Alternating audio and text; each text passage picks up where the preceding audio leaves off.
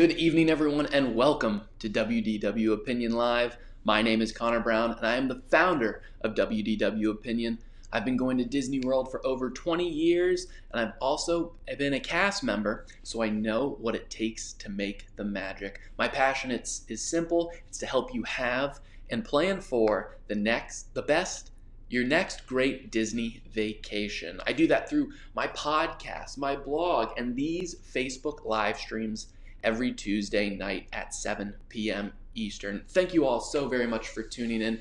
I hope your week has gotten off to a great start. If you are here, let us know where you're watching from in the comment section. And as we're going through these news stories, be sure to give your thoughts and opinions on what you think this means for Walt Disney World and interact with fellow viewers in the chat as well. I'll tell you this much, I hope you had a great holiday weekend. I was watching some Disney World time reports, ride lengths, waits basically over the weekend, seeing what it would compare to. Because President's Day, it's a well-known holiday, but who knows if it's really as big as like Christmas or something like this. I wrote a blog article a couple weeks back about what weekends you should avoid. President's Day was one, and I think those wait times that we were seeing really backed it up. I was seeing nearly 5-hour waits for Flight of Passage in Pandora, which is just absolutely insane in the middle of February.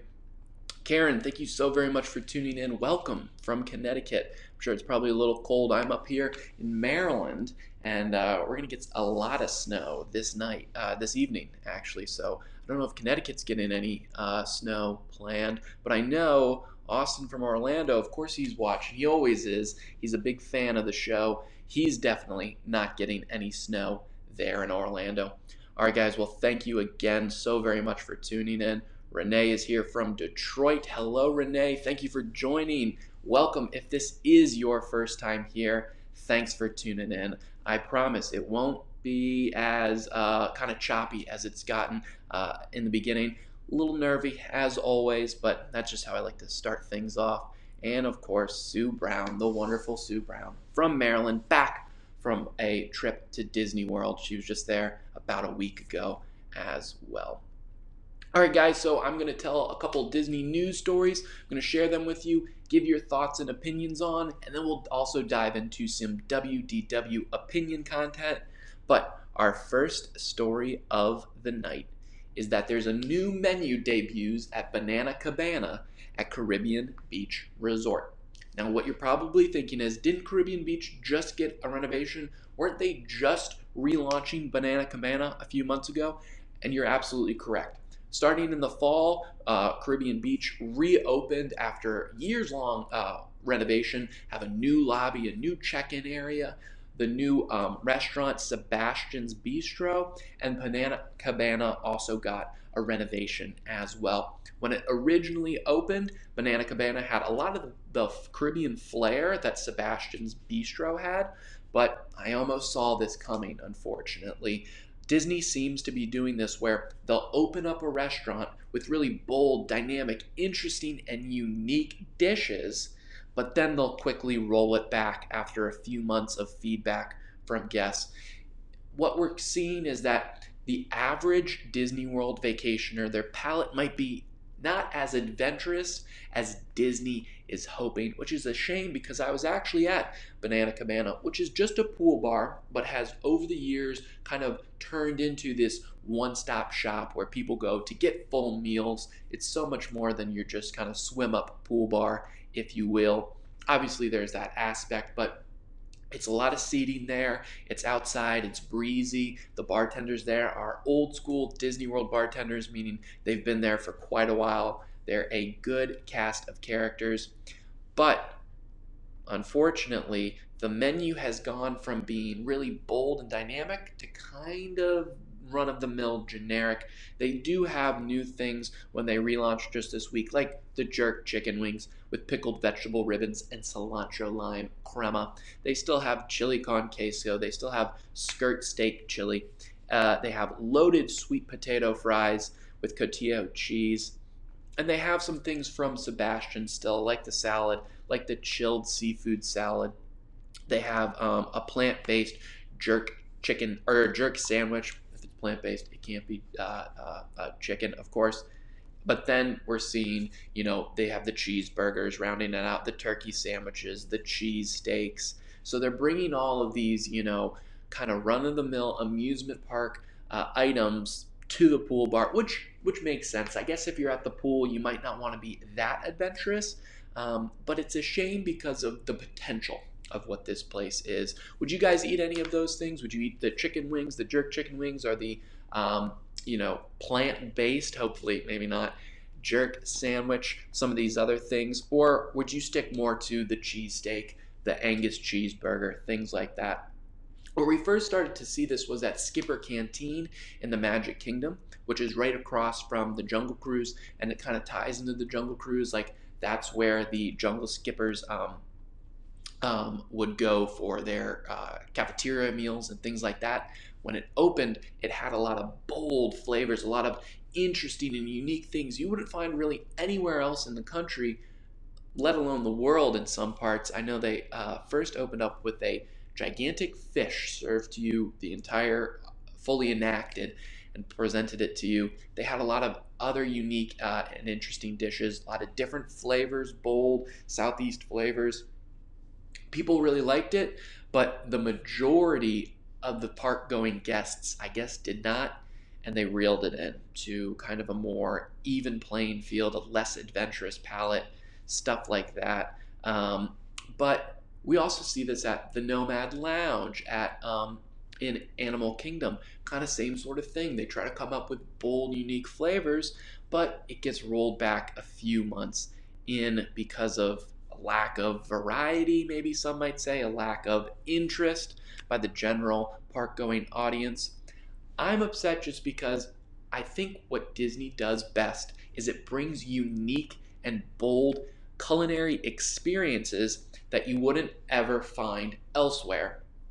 But I think also it does bridge the gap of people who might not have the adventurous palate.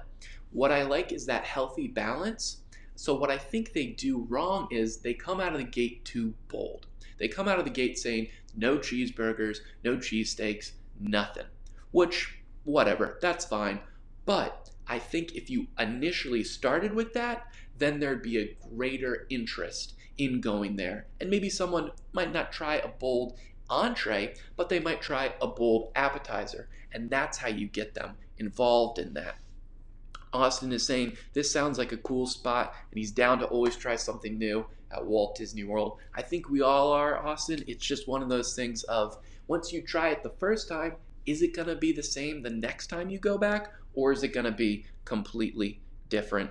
Renee is on that same kind of bandwagon there. She's wants to try new places, always looking for something different. Luckily, Disney is always offering new and different things to us as well. Shane, how you doing, my man? Haven't seen you in a little bit. So glad you could tune in here as well. Let's see here. Karen, look at that. Husband and I are professional chefs, always looking for unique and creative dishes.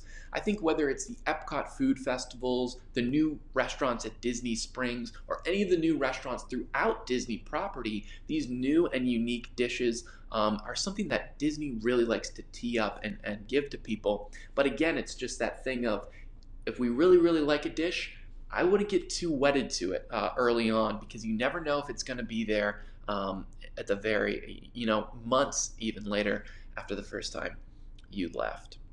Sue Brown is saying, well, I tried if we were staying at that hotel, but wouldn't make a special trip. Yep, I completely agree with you. I think it's one of those things where, well, I'll say this. I did actually get the chance to go out to Caribbean Beach when it opened back in the fall. I just kind of went out there on a vacation I was down there for, and I was able to see the lobby. I was able to kind of eat there as well, and I thought it was really, really cool. Again, it's one of those things where I don't think it's a place you would go out of your way for, right? It's not something like you wouldn't go to, the Contemporary to get there. With these moderate resorts, it's much less convenient to get to than the deluxes, which are almost always connected to a theme park. With the Skyliner gondola system, that's going to completely change. So I think, what the Caribbean Beach had to do was bring in Sebastian's Bistro, was bring in new food to Cabana Banana, because they knew plenty of people were going to be coming in through the Skyliner gondola system as well. So that's where they had to, up their game in the food aspects as well. Dave, coming from Detroit, how you doing? Thanks so much for being here, David. All right, so I think that about covers it for Banana Cabana. Um, Renee does ask, though, do you know if there's still construction around Caribbean Beach Resort? Planning a trip for May and debating Caribbean Beach and Saratoga Springs. I think that's an awesome question. So the majority of the construction is done at Caribbean Beach when it comes to the main entrance area. So like the check-in, the new quick service, Sebastian's Bistro, and Cabana Banana around the pool area. But what hasn't been fully renovated is all the rooms. So there's still, I think, not a lot, but there's still, have to renovate those areas. But there is a lot of construction because of the Skyliner gondola system. So the Skyliner gondola system is that new transportation system at Walt Disney World that'll connect places like Caribbean Beach, like Pop Century, like Art of Animation, like Disney's Riviera Resort, which is a new hotel that's coming, to Epcot, to Hollywood Studios. So that's a lot of construction. And the biggest station is going in Caribbean Beach. There's going to be two lines, kind of like there's two monorail lines, one for Magic Kingdom, one for Epcot. But these two lines on the Skyliner gondola system are both going to converge at Caribbean Beach. So Renee, to answer your question, a majority of the refurbishment is done, but there's still going to be some, and because the Skyliner gondola system isn't going to come until the fall, there's still going to be construction going on at Caribbean Beach in May. What I would do is, I don't think it's going to be debilitating because, the main entrance is still new. There's still, the pool is still up. I would look at the price points there. But I will say this, as someone who stayed at Saratoga Springs a lot, the way Disney Springs is now all brand new, nice and sparkly and shiny, I would totally lean towards Saratoga Springs for right now. If you've never stayed there, that's awesome. It's a great option, but because you're able to go into Disney Springs, because there's so many dining options there, it's a big resort, yes. It's further away from the other theme parks, but I think Saratoga Springs might be your best bet right now. Happy I could help answer that question for you as well. All right, let's move on to story number 2, and that's Early Morning Magic adds summer dates. So, Early Morning Magic is a hard-ticketed event, meaning you have to have a theme park. It's not hard ticket. You have to have theme park admission to get in, and then this is added on to your theme park admission. So what you have to do is buy theme park admission and then buy this. Early Morning Magic, as the name implies, starts in the morning, and Disney is currently only offering it at 2 theme parks, Hollywood Studios and Magic Kingdom, but the kicker here is that it's only being offered in lands there, so it's not the entire theme park. If you choose the Magic Kingdom option, you get Fantasyland. So you'll be able to basically get into the park early. The park will typically have a 9 a.m. open time when Early Morning Magic is being offered.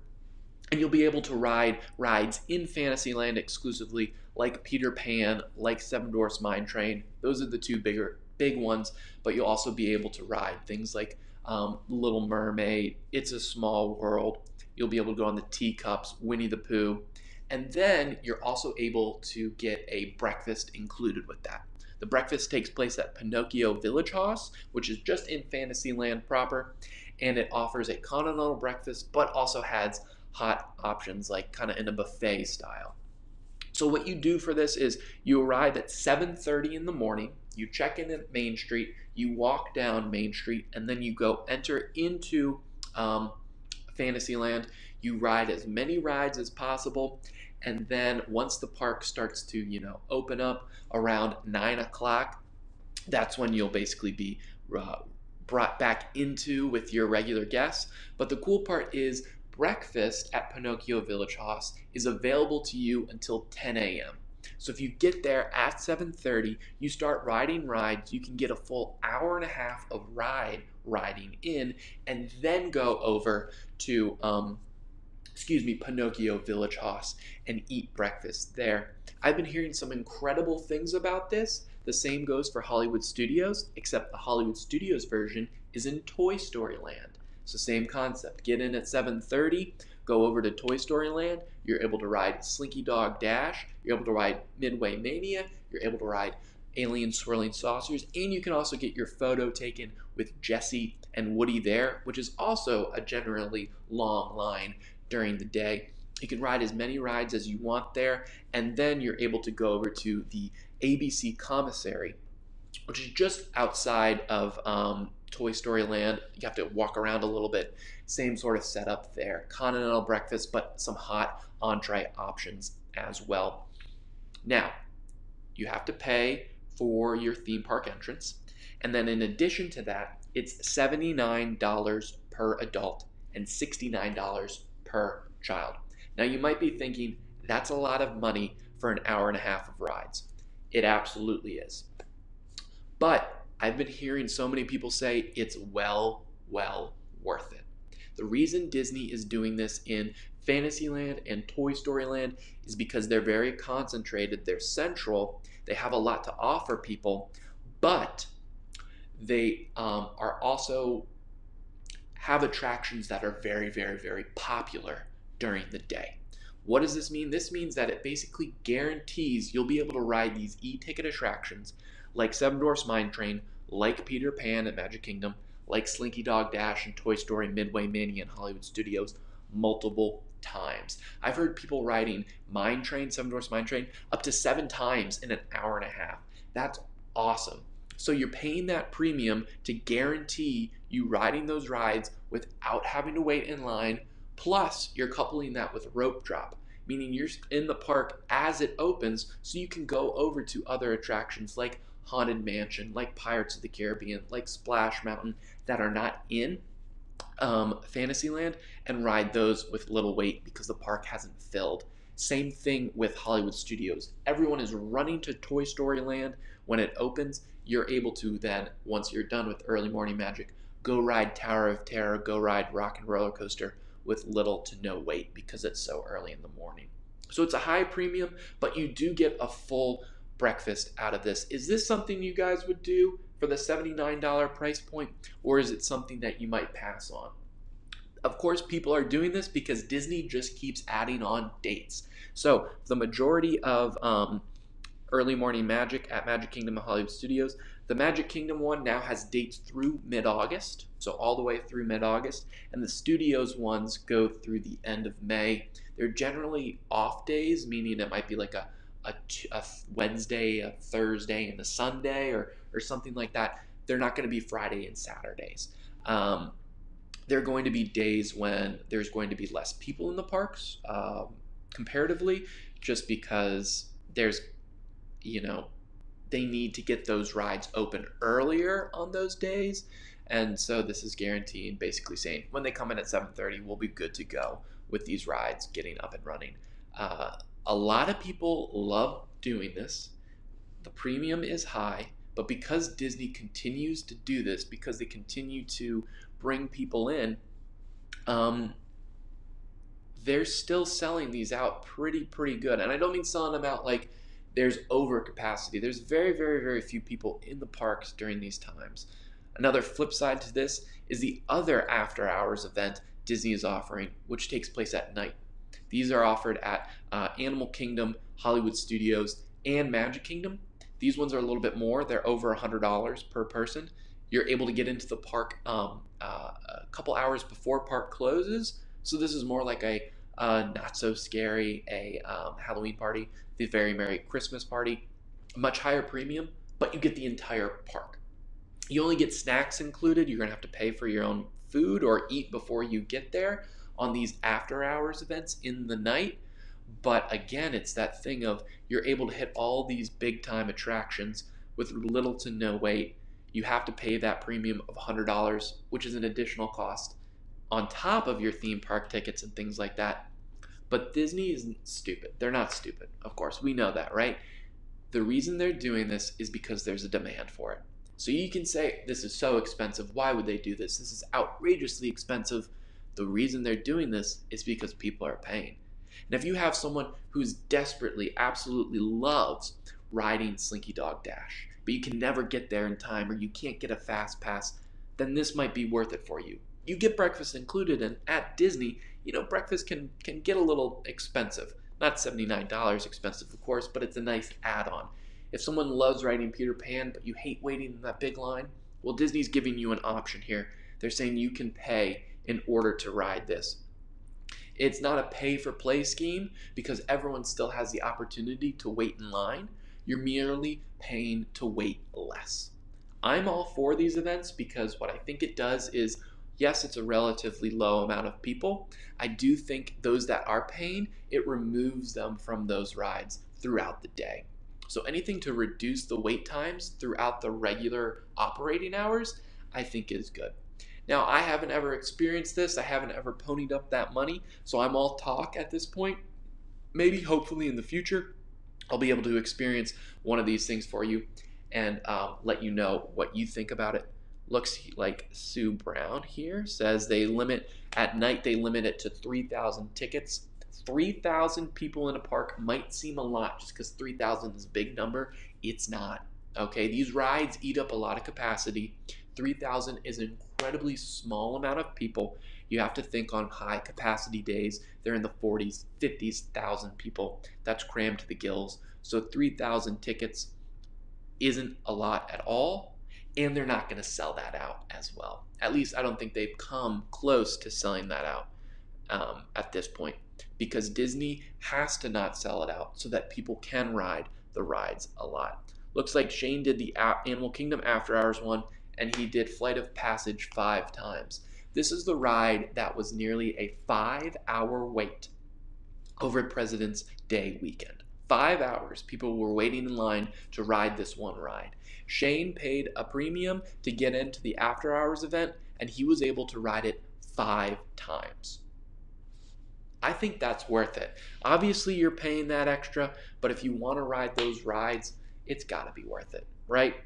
Aaron, a good friend of the show, is here. Hello, Aaron. Always nice to see you as well.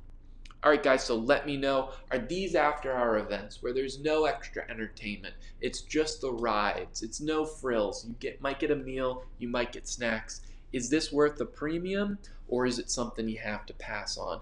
Let us know in the comments section below. But let's also get to our third news story of the week, which is the big one.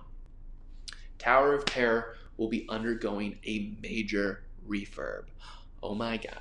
Now, you don't have to be completely alarmed because it's not going to close at all. Praise God that this ride isn't going to go down at all, because in a theme park in Hollywood Studios that is already at a very small limit of attractions, they don't have a lot. Thank goodness for Toy Story Land bringing in those 2 other attractions. Into the summer months, this park's going to get very, very busy, like we saw last summer. But with Tower of Terror being down completely, that would have been cataclysmic. Disney knows that. So Tower of Terror, the way it works is it has 3 elevator shafts. So what they're going to be able to do is work on 1 elevator shaft while the other 2 remain operational throughout the day. So what does this mean, though? It means Tower of Terror will have some seriously high wait times. And the Fast Pass Plus allotment quantities will be reduced throughout that refurbishment, meaning fewer Fast Passes to access and longer Fast Pass Plus lines as well. Added benefit, though, is last year they are, because of Toy Story Land, what they were able to do is Hollywood Studios was on a tiered system, meaning you could pick 1 Fast Pass from Tier A and 2 Fast Passes from Tier B. Rock and Roller Coaster and Tower of Terror were in Tier A, so you could only pick 1 of those.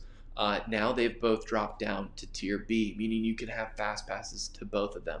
I think that's great because everyone's going to be going for the Toy Story rides, so you're going to want to double down and get Tower of Terror as your second choice. No doubt about it. If you want to ride this, I highly, highly, highly recommend now you get that fast pass while this is undergoing refurbishments, because it is going to be a lot longer of a line. You're basically taking out a third of its total capacity, and that is just a domino effect. It's just going to build and build and build.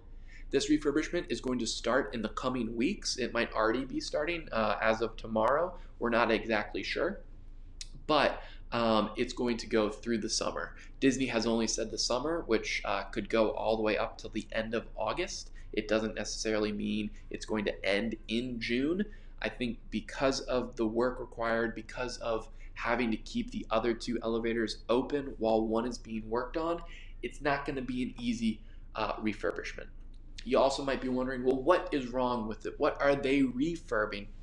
Shane is saying, I'm glad they aren't retheming it. And I think this is a great sign, because if they are investing this amount of money, this amount of renovation into this ride, I don't think we're going to see a retheme of it anytime soon. And what Shane was referring to, he was saying, in Disneyland, they made it into the Guardians of the Galaxy one, which people absolutely love. But I think it's fine if it's out there. Don't change this Tower of Terror, right? Have this one remain and have it be an absolute classic. Just like Austin is saying, it's an absolute classic, a must ride if you're at Hollywood Studios. I couldn't agree more. But you might be thinking, it seems to be fine every time I ride it. And I think it's hard to notice it because it is dark, because it's supposed to look like it's run down, of the effects that are missing. What I've been reading is that actually one of the elevators itself has lost its random drop generator, which kind of means you don't know when it's going to drop, you don't know when it's going to happen. I haven't really noticed this. Again, it's hard to notice, but I think if I was to go on one back to back, I could definitely tell the difference. There's a lot of other elements. They say lighting elements, special effect elements are down that we don't really know about. And I also, we'll probably get a freshening of paint, a refreshening of maybe the interstitial scenes with the ghosts and things like that. So maybe it's a little more crisp, a little more clear. Listen, this is good news for this reason alone. Disney knows that this ride needs a refurb. Okay, they know it needs to be tweaked in some manner. What they're doing is they're getting this out of the way. They're ripping the proverbial band-aid off, so to speak, because they know when Star Wars Land comes, when Galaxy's Edge comes, there is going to be a mass of humanity inside Hollywood Studios every single day. They need attractions operating at full capacity around the clock in order to basically circumvent people from just camping out in Galaxy's Edge. They need people to be going throughout the park. They need people to be hitting those e-ticket attractions in Toy Story Land, in Sunset Boulevard, like Tower of Terror, like Rock and Roller Coaster. It needs a refresh, so it's going to suck in the interim, spring into summer, when there's only 2 out of 3 elevators running on any given day. But it's going to set Hollywood Studios up for success later down the line. In the fall, when Star Wars Galaxy's Edge opens, and also when Mickey and Minnie's Runaway Railway opens, these are going to be additional huge elements to Hollywood Studios, and it really needs to be running at full capacity because there's going to be a crazy, crazy, crazy amount of people in that park. So what do you guys think?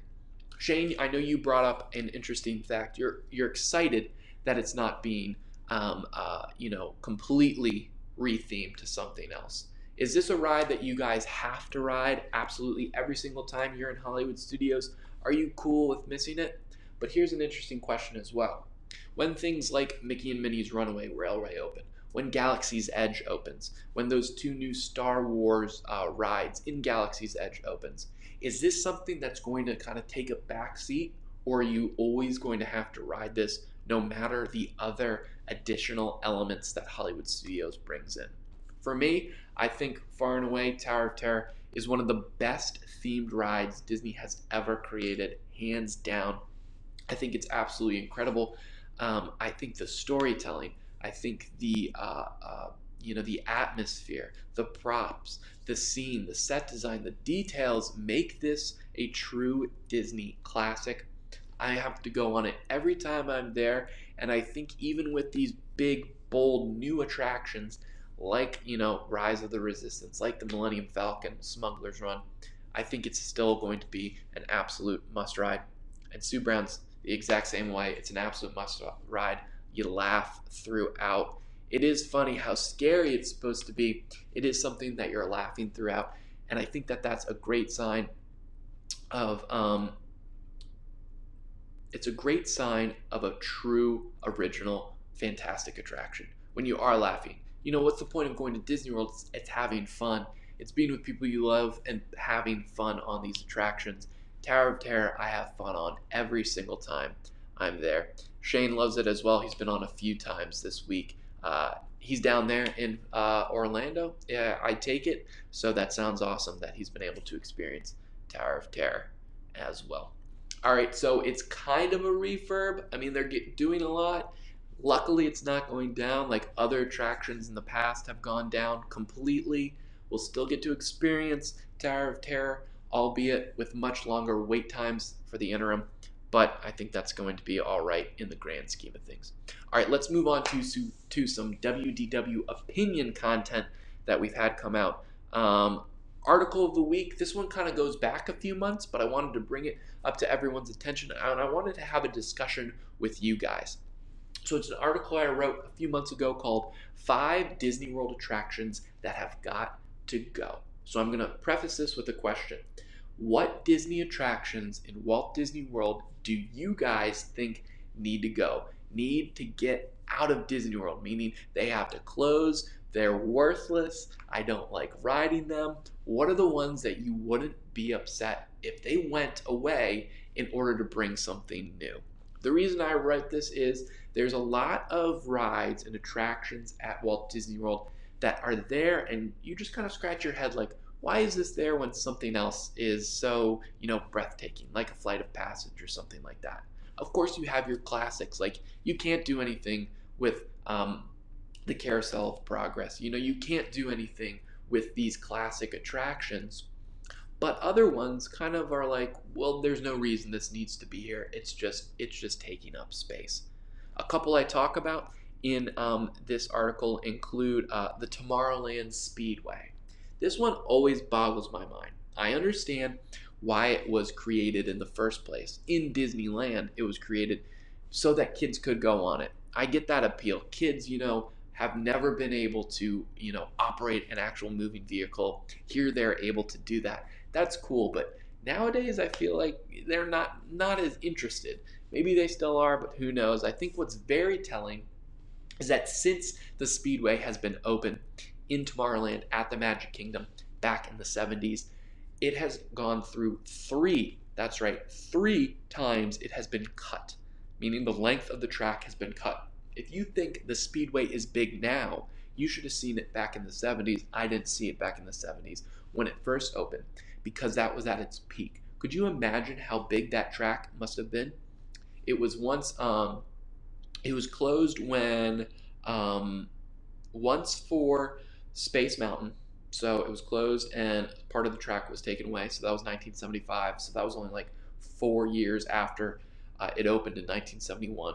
It was closed again in the Fantasyland expansion. It might have been closed another time in between, but it was closed in the Fantasyland expansion when Mickey's Toontown Fair was originally put in there, and then it was closed after it was taken away to put in Storybook Circus, and now it's being closed again. It's closed right now to make way for Tron Light Cycle Run, which is a new roller coaster coming to Tomorrowland, and they're cutting it still. They're taking away parts of that attraction. It's gotta go, right? Shane's with me on this. Gotta get rid of the Speedway, and Sue's with me on this as well. The Speedway's gotta go. It's just the potential there for that amount of land is too good to pass up. Whether it's a Fantasyland attraction, whether it's a Tomorrowland attraction, whether it's something completely different that can bridge the two areas, who knows? It's just so much space that I think is underutilized. Still has high wait time, so I think that's why Disney is keeping it around. but I think there's just too much potential with that. Another one is the Magic Carpets of Aladdin. I think when the Magic Carpets of Aladdin first opened, it made sense. Dumbo was so popular; has been popular for years. But I think what it is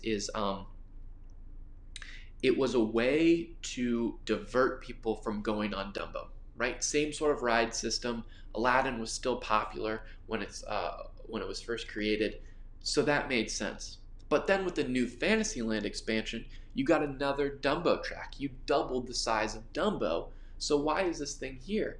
In Dino Land, you can ride those dinosaurs that are the same exact ride system as well. And the big thing I don't why I want the flying carpets to go isn't because of the ride system, it's because of where it is. Right smack dab in the middle of Adventureland. That's one of the biggest bottlenecks in the entire Magic Kingdom. It can get downright dangerous there. You have that stupid spitting camel trying to spit at you. You have the tiki gods trying to spit at you from the left as well. You're just trying to get you wet. I think what it does is it creates too much stress in that area. This is something where you can take it away and you don't even have to do anything with it. You can just make it more seating. You could put an entertainment piece there. You could do, maybe a little pop-up shop or something. It doesn't have to be replaced with an attraction, but getting rid of it would greatly improve the flow of traffic there and would greatly reduce the stress levels that I personally have when you go through with it. Tom Weaver, I do like this idea as well. He says, keep the speedway, stop cutting the length, okay, but make it electric with a Tron theme in conjunction with the new coaster. It would fit in the Tomorrowland aspect better. Tom, hey, first off, thanks for tuning in. I don't think I've seen you here before, but thanks for joining us live. That's an awesome point, and that's something I have heard of and thought about too.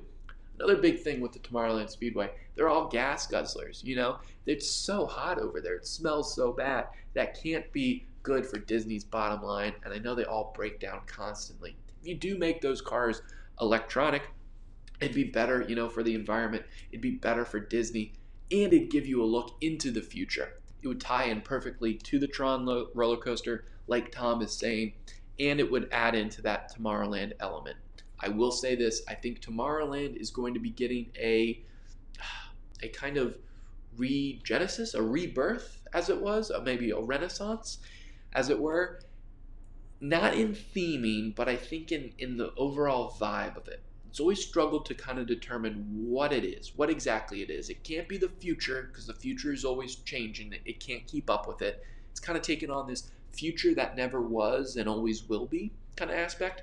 I think we've seen it in the re-theming of the signs. There's the Monsters Inc. Laugh Floor is a new sign. There's some new rock work being done at the front, painting the rock, some new painting of attractions, kind of giving it this futuristic but 70s feel to it.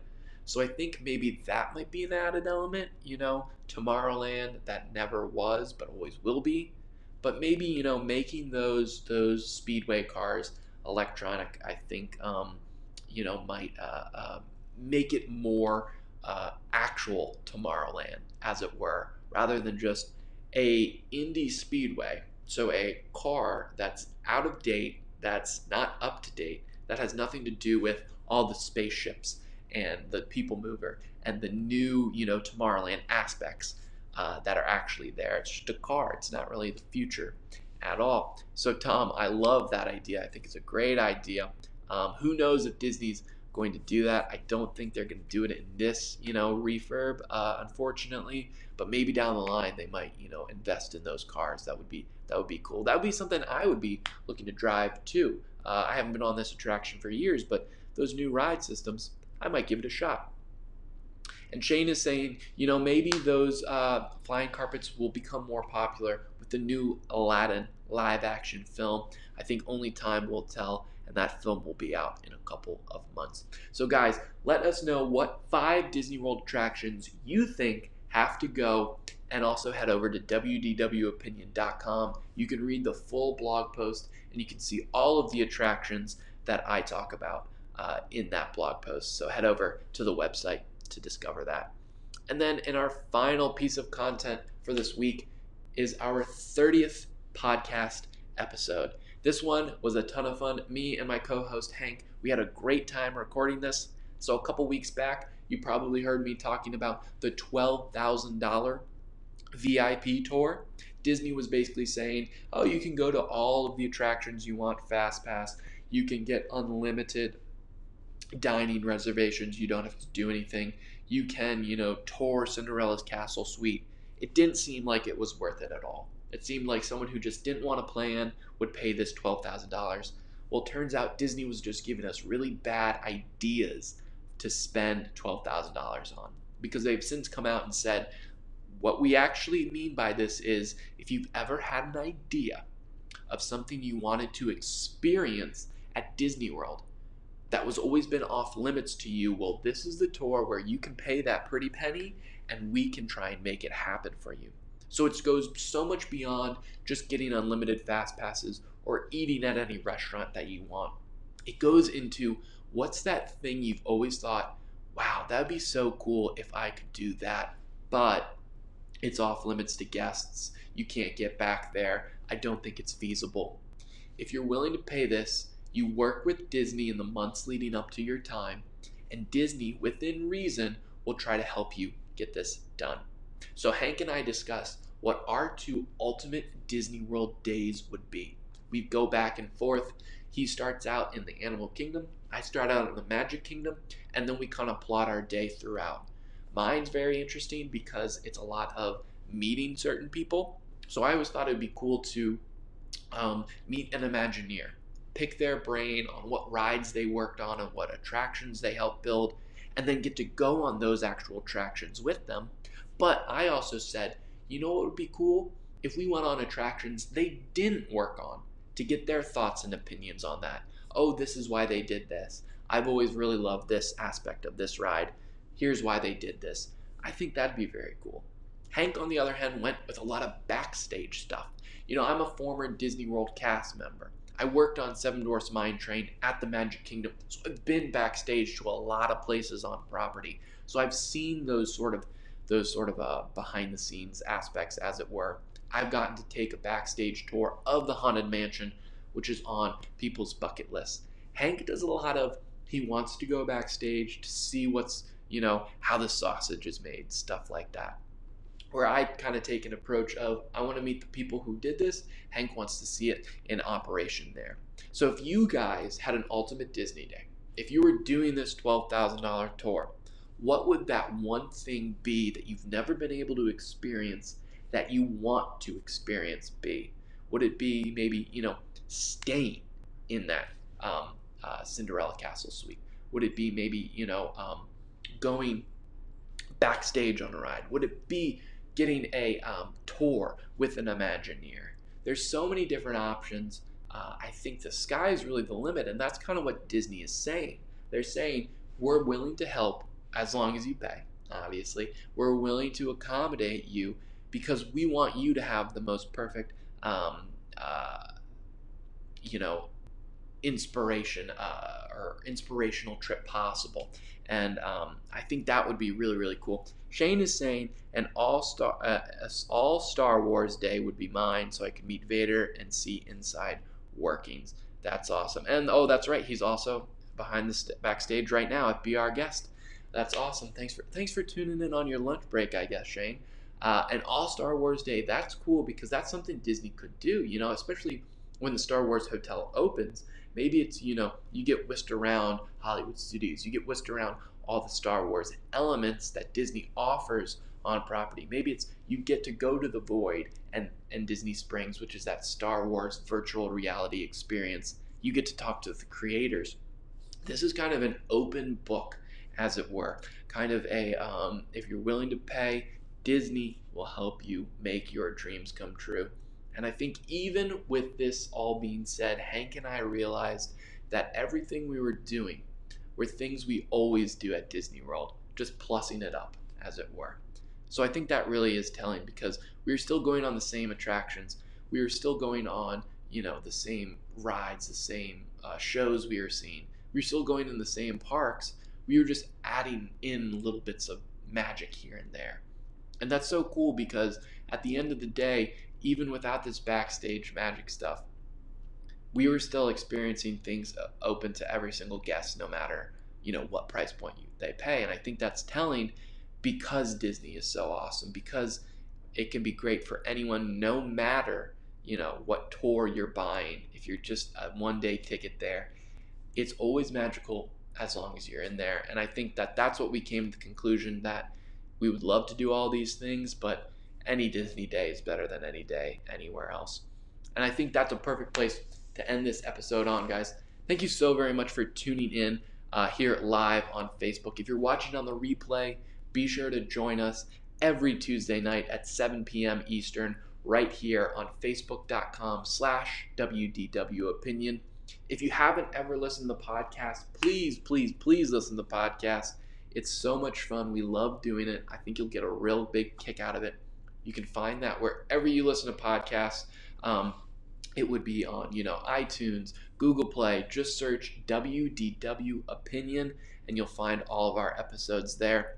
Also, head over to the blog, WDWopinion.com. You'll see all of our blog posts. You'll learn all about what we're excited for coming to Walt Disney World. You'll learn all of our insider tips. And there you can also sign up for our weekly email newsletter, where you'll be able to stay up to date with all the content we're producing that will help you have the best possible Disney vacation when you go next time. Because that's what I'm trying to do. I'm trying to help you plan for and daydream about that next perfect Disney vacation.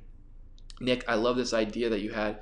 I would love to shake the hand of Tony Baxter, my favorite Imagineer, and yep, a park tour with him would be awesome. Nick, thank you so very much for tuning in. Thank you so very much for commenting on, Tony Baxter is one of my favorite Disney Imagineers as well. If you don't know Tony, he's the guy behind Splash Mountain, Big Thunder Mountain, so many iconic Disney attractions. He's awesome. He started as an ice cream scoop in Disneyland, and he's worked his way up from there. I think that'd be very, very cool. Austin, thanks as always for tuning in, and thanks again on congratulating us on episode 30 of the podcast. So guys, that's going to do it for me tonight. If you did like this, please give us a like, comment that you liked it. We'll be back here on next Tuesday, 7 p.m. Eastern. And until then, I hope you have an incredible week, and we'll see you real soon.